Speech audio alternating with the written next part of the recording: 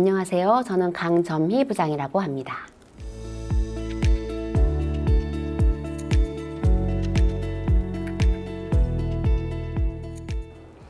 첫 장에서는 시장 조사 및 상권 분석에 대해서 알아보도록 하겠습니다.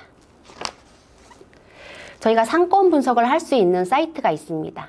소상공인 상권 정보 시스템에서는 지역 업종별 창업 인구, 업종 매출 인구 지역 현황에 대한 정보를 제공해 주고 있으며 또는 월별 매출 분석 데이터를 제공하고 있습니다. 자, 여기에서 제공하는 정보의 데이터는 상권 분석 서비스, 경쟁 분석 서비스, 입지 분석 서비스, 수입 분석 서비스 또는 창업 기상도 등을 제공하고 있으며 상세한 내용으로는 설명을 드리겠습니다.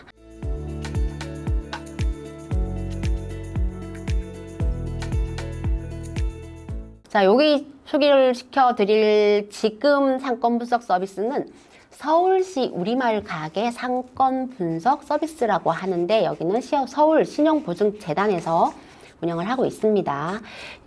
여기 분석 서비스에서 제공하는 데이터는 이렇게 볼 수가 있죠. 자, 내용으로는 상권 관련 빅데이터를 토대로 가장 많이 창업을 하고 있는 100개의 생활 밀접 업종이 선정이 되어 있습니다. 이 업종에 대해서 다양한 정보를 상권 단위로 제공을 하고 있다고 했고요. 자, 여기에서 제공하는 서비스의 종류로는 뜨는 상권, 이미 사장님이 되신 분들을 위한 나는 사장, 또는 사장님이 되시고자 하는 분들을 위한 나도 곧 사장, 또는 지역 상권별 현황 등에 대해서 저희가 정보를 제공받을 수가 있습니다. 세부사항으로는 이렇게 구분이 되어 있네요. 뜨는 상권에는 서울시 내 뜨는 상권 1위에서 10위권 지역을 표시하고 행정동 상권별 점포수, 매출, 유동인구, 주거인구 순위로 분석 리포트를 제공하고 있습니다. 자, 나는 사장, 이미 사장님들이 되신 분들은 운영 중인 나의 점포의 위치를 기준으로 보행 권역 또는 지정 영역으로의 점포 주변을 분석하여 자료를 제공받을 수가 있습니다. 이미 사장님이 되신 분들은 이 데이터를 활용해서 마케팅 전략을 수립하는 데 굉장히 도움을 받을 수가 있겠지요. 다음 나도 곧 사장.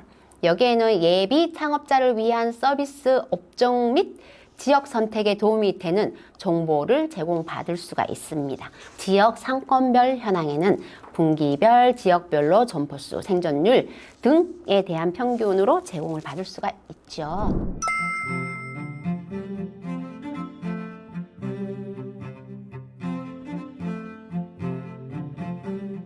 이 강에서는 창업 자금 지원 사업에 대해서 안내를 드리겠습니다. 자, 이미 창업을 하신 분들을 대상으로 창업기업 실태조사에서는 이렇게 보여주고 있습니다. 창업을 할 때 자본금은 어떻게 준비를 하고 있는가라는 부분으로 설문을 해보았습니다. 가장 많이 나온 설문은 자기 자금이 가장 많이 나왔네요. 그래도 거의 자기 자본금이 93%, 숫자가 명확하진 않지만 여기가 93% 수준입니다. 정부 출연금 보조금이 비율로 봤을 때는 작지만 이 부분이 굉장히 중요합니다. 요거는 정부 출연 보조금 또는 정부 융자 보조금을 활용을 해서 창업을 하거나 창업 기간을 유지를 한다거나 할 때 굉장히 실효성을 가지고 도움을 받으실 수가 있고요. 자, 창업자금은 창업지원 사업은 매년 사업별 지원 자격 조건 및 모집, 시기, 공고, 지원 금액이 변동되기 때문에 그 해에 반드시 별도로 확인을 해 보셔야 됩니다. 이 내용을 참고하시게 되면은 창업 자금 지원도 도움을 받으실 수가 있지만 기타 개인별 역량이나 아이템 발굴이나 인큐베이팅이나 등등의 사업에 대해서도 도움을 받으실 수가 있어요. 자, 먼저 창업자금 지원금 중에서 대출 파트를 알아보겠습니다. 기간이 굉장히 다양하게 있습니다. 먼저 서울신용보증재단에서는 신용보증이나 재기 지원 사업이나 중소기업 육성, 소상공인 지원 등의 다양한 사업을 하고 있는데 그중에서도 창업자금, 사업장 임차 자금에 대해서 보증으로 대출을 받으실 수가 있고요. 제가 말씀드린 소상공인 시장진흥공단은 저희 소상공인들에 대해서 굉장히 많은 지원 사업을 하고 있습니다. 지금 설명드리고 있는 정책자금 또는 소상공인 교육 또는 소상공인 마당에 들어가시게 되면 창업, 경영, 재기 지원 등에 대해서 굉장히 많은 정책 사업을 하고 있고요. 이 중에서도 소상공인 정책 자금이라는 키워드를 넣어서 검색을 하시게 되면은 다양한 대출 사업에 대해서 안내를 받으실 수가 있고요. 자, 그 다음에는 사회 취약 계층이라고 해서 구분이 되어 있죠. 취약 계층이라고 하지만 각 기관별로 특화되어 있는 내용을 가지고 지원을 하고 있습니다. 각각의 조건에 따라서 나에게 맞는 창업 자금을 찾아서 대출을 받는 것도 창업을 잘 할 수 있는 가장 중요한 요소 중에 하나라고 볼 수가 있겠습니다. 자, 다음으로는 제가 앞단에서 말씀을 드렸어요. 소상공인 정책자금이라고 소상공인 시장진흥공단에서 진행을 하고 있는데 제목으로는 정책자금 하나로 나와 있었지만 키워드 검색을 해서 들어가면은 이렇게 많은 종류의 지원 자금이 있습니다.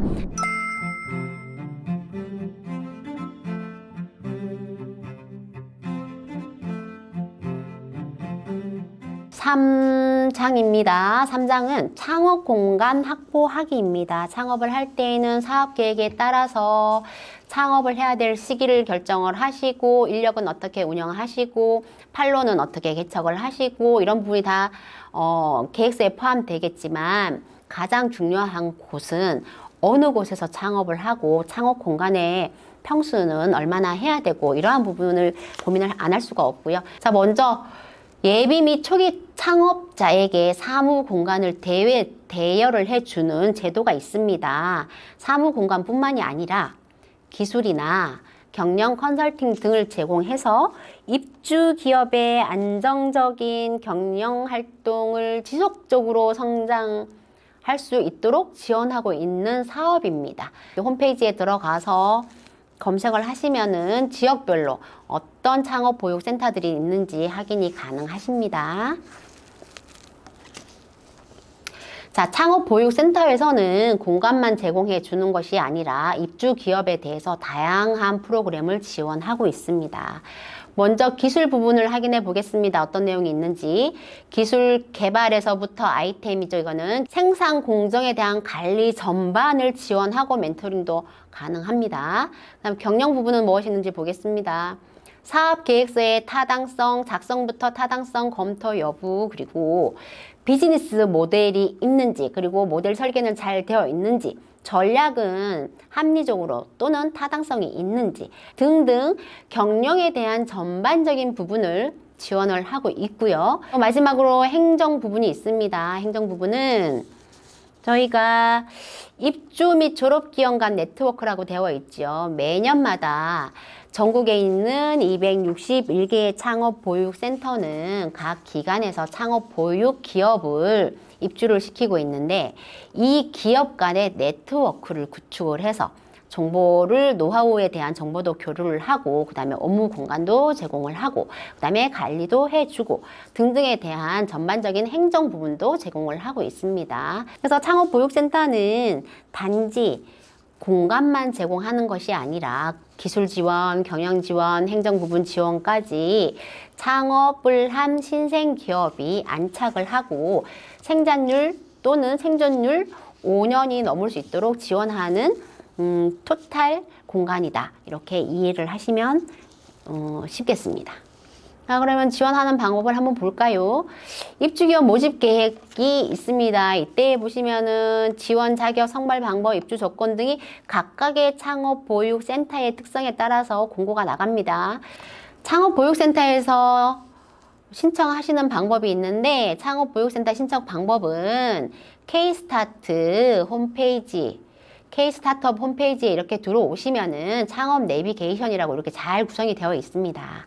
창업 내비게이션이라고 되어 있는 걸 클릭을 하시고 그 다음에 창업 단계가 있죠. 예비 창업이신 분들은 아직 나는 창업을 안 했어요. 예비를 클릭하시고 그 다음에 창업보육센터를 하시게 되겠다 그러면은 시설 및 공간 보육을 클릭을 하시게 되면은 여기 우측에 보이는 요 내용들이 나옵니다. 많은 창업보육센터에 입주 공고가 나와 있죠. 마지막으로 여성창업보육센터의 기능이 있습니다. 여성들이 창업을 할 때 지원을 받을 수 있는 서울시 기준의 보육센터를 설명을 드리고자 합니다.